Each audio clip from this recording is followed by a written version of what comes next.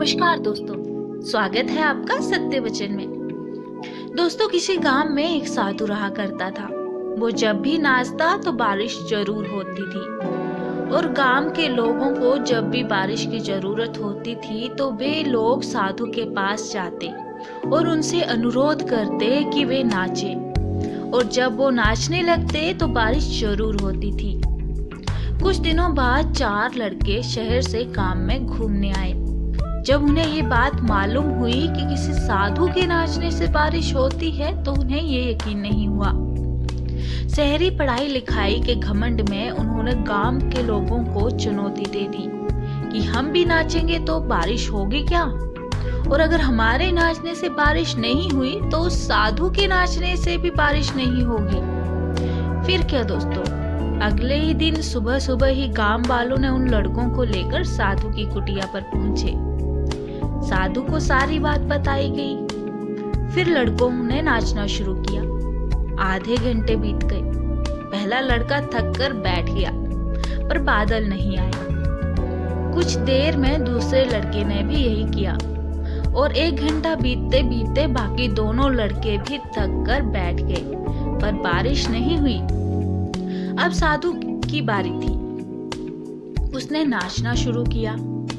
1 घंटा बीता, बारिश नहीं हुई। साधु नाचता रहा।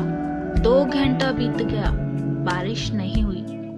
पर साधु तो रुकने का नाम ही नहीं ले रहा था।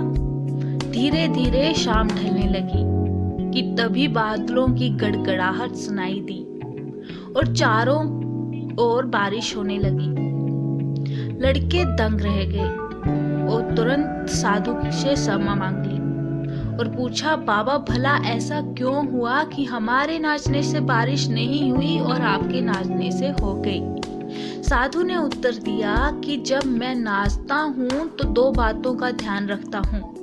पहली बात, मैं ये सोचता हूँ कि अगर मैं नाचूंगा तो बारिश को होना ही पड़ेगा, और दूसरी ये कि मैं तब तक नाचूंगा जब तक कि बारिश ना हो जाए। बस दोस्तों, सफलता पाने वालों में यही गुण विद्यमान होता है।